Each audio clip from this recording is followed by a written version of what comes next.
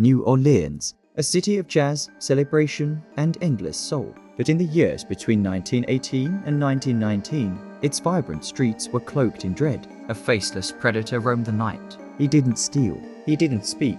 He entered homes like a shadow and left only blood behind. He came with an axe, and strangely he came with jazz. This is the bone-chilling true story of the Axeman of New Orleans, a killer who turned a city known for music and life into a place of fear and silence. His crimes would go unsolved, his motives unknown, but his legend that still haunts New Orleans to this day. New Orleans in the early 20th century was a city unlike any other, a blend of French, Italian, African American, and Creole cultures. Its streets pulsed with music and energy. By day, it bustled with workers, merchants, and children. By night, it came alive with jazz pouring from every bar, every parlor, every window. The city was joyfully chaotic, but also vulnerable.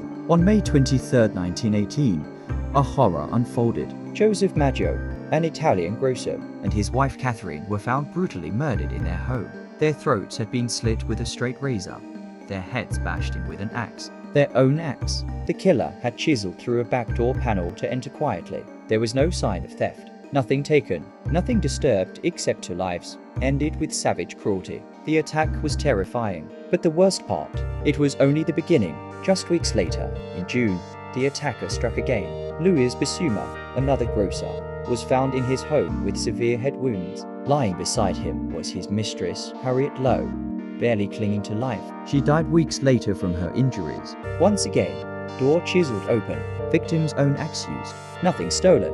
Then came August 1918 and a third attack. Joseph Romano, an elderly grocer, was struck in the head with an axe. His nieces discovered him bleeding, but still alive. He died 2 days later. Each crime followed the same chilling pattern. Italian grocers, nighttime attacks, no robbery, no witnesses. Police were baffled. The press gave him a name, the Axeman. Newspapers spread panic across New Orleans. People slept with weapons under their pillows. Hardware stores sold out of locks and chisels. Italian families, especially grocers, boarded up their windows, bracing for the next strike.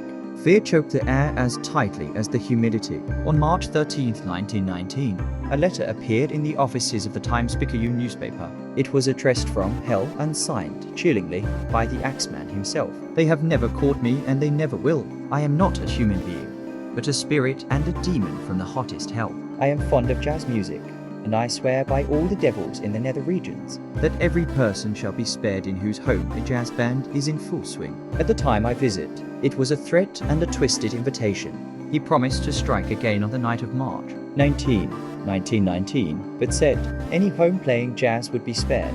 That night, the city erupted with music. People hired bands, neighbors gathered, phonographs played non-stop. From every corner of New Orleans, jazz rang out, not in celebration, but in desperation. And incredibly, no one was killed that night. But the silence didn't last. In August 1919, the Axeman returned. Sarah Lauman, a young woman living alone, was found unconscious, her skull fractured, axe wound scarring her face. She survived but remembered nothing of the attack. Just days later, 19-year-old Mike Pepitone was murdered in his own bed. His wife, sleeping beside him, awoke to a horrific scene, blood everywhere.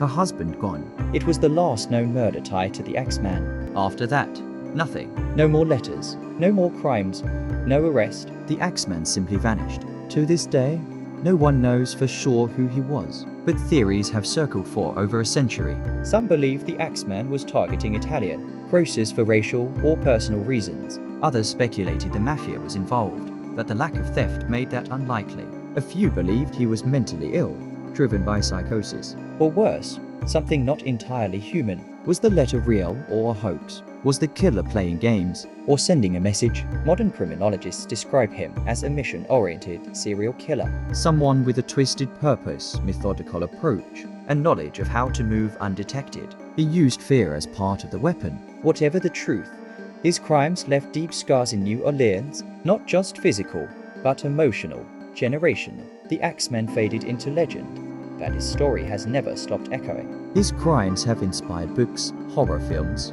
podcasts, and even an episode of American Horror Story. He's become part of the city's folklore, woven into ghost tours and jazz tales. But the most surreal moment, the one people never forget, was that single night in March 1919 when an entire city played jazz. Not for joy, but for survival. Was the Axeman truly out there, walking the streets, listening for a quiet home, looking for his next victim? Or was it all part of the illusion? One last trick from a ghost who loved the sound of fear. New Orleans recovered. It always does. Its jazz never stopped playing, but in some corners, when the night is still, you might still hear a whisper, a creak, a note, and wonder if he ever really left. Thank you for watching Crimes Through Time. If this chilling tale made your skin crawl, be sure to hit like, subscribe, and share. Tell us in the comments, was the Axeman of New Orleans a demon, a drifter, or a legend born of fear? Stay curious, stay safe, and if you ever hear jazz playing late at night,